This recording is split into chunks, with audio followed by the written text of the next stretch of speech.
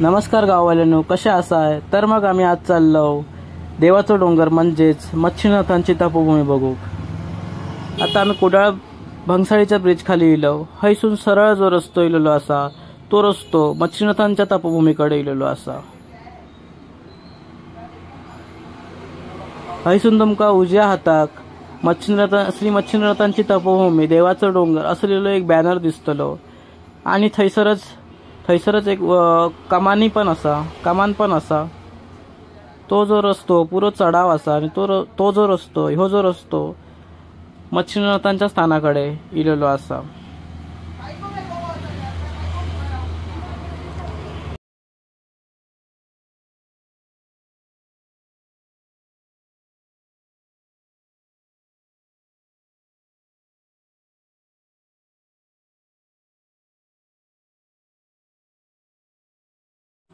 मंदिरात जाऊ हे पायऱ्या असत। ह्या पायऱ्यावरनं सरळ वरती इलाय। उजव्या हाताकच म्हणजे उजव्या बाजूक तुमच्या हातपाय धुवूक पाण्याची सोय असा। हातपाय धुवून तुमका मंदिरात जाऊचं असा। आम्ही हातपाय धुवून मंदिरात इलो। मंदिरात तुम्ही बघलाय तर तुमका मंदिरात श्रीदेवी कालिका देवी, श्री मच्छिंद्रनाथ आणि श्री शंकर यांचा फोटो असा।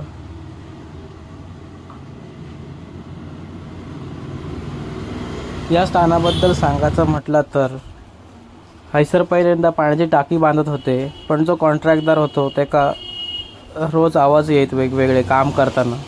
त्याका आवाज येत की यहाँ से 150 फूट लंबा जाओ।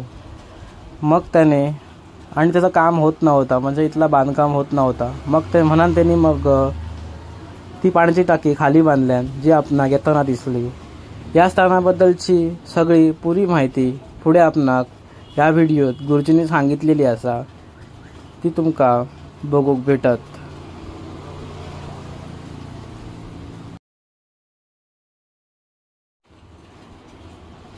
तसंच हैसर एक नाथ भक्त पोथी वाचत होते।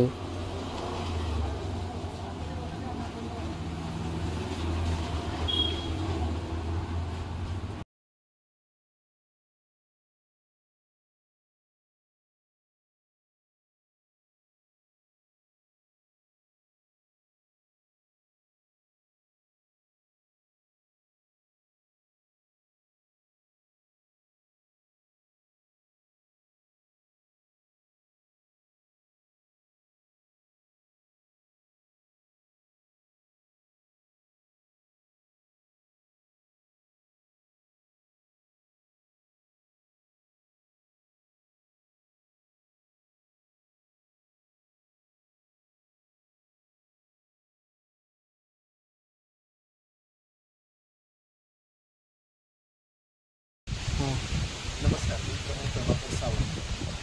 हे स्थान श्री मच्छिनाथ तपोभूमी कुडाळ आडूळ गावामध्ये या स्थानाची उत्पत्ती झालेली आहे। नवनाथ भक्तिसार या ग्रंथामध्ये 6व्या अध्यायामध्ये या स्थानाचा उल्लेख झालेला आहे।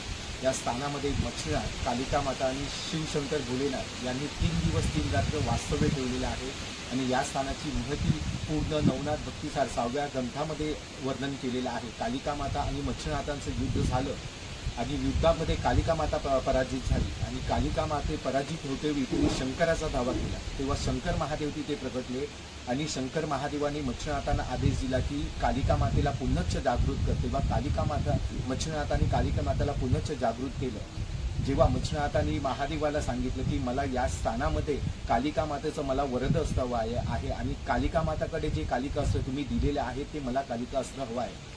याच्यासाठी आणि तिला प्रसन्न करून घेण्यासाठी मी कालिका मातेला प्रसन्न करून घेण्यासाठी इथपर्यंत पोहोचतो, पण कालिका मातेने माझ्याशी युद्ध पुकारले आणि ते युद्धात ती पराजित झालेली आहे। तेव्हा मच्छिनाथांनी संजीवनी मंत्र म्हणून कालिका मातेला जागृत केलं आणि कालिका माता जागृत झाल्यानंतर महादेव, मच्छिनाथ आणि कालिका माता स्वतः 3 दिवस 3 रात्र या स्थानावर त्यांनी वास्तव्य ठेवलेलं आहे आणि या स्थानामध्ये कालिका माताकडे असलेल्या कालिकास्त्र कालिका मातेने मच्छिनाथांना प्रदान केलं आणि जी मच्छिनाथांनी शाबरी विद्या सुरुवात केलेली ती शाबरी विद्या मच्छिनाथांकडून वधवून घेतलेलं आहे। ते हे स्थान श्री मच्छिनाथ तपोभूमी देवाचा डोंगर, अंबलपाट, कुडाळ, सिंधुदुर्ग। त्याचप्रमाणे या स्थानाचे वार्षिक उत्सव महाशिवरात्र, धर्मनाथ बीज जयंती, दत्त जयंती आणि गुरुपौर्णिमा हे चार वार्षिक उत्सव साजरे केले जातात। त्याचप्रमाणे दर गुरुवारी इथे 12:30 ते 1 आरती केली जाते आणि 1 ते 3:30 पर्यंत महाप्रसाद दिला जातो। या स्थानामध्ये जास्तीत जास्त साधना, पारायण आणि तपश्चर्या करण्यासाठी लोक इथे बाहेर गावाहून म्हणजे दिल्ली म्हणा की बाहेर परदेशातून पण इथे वास्तव्य करून या स्थानाची प्रचिती घेतलेली आहे आणि प्रत्येक या स्थानामध्ये प्रत्येकाला वेगवेगळी अनुभूती निर्माण झालेली आहे। असे हे स्थान आहे मच्छिनाथ तपोवन। नमस्कार।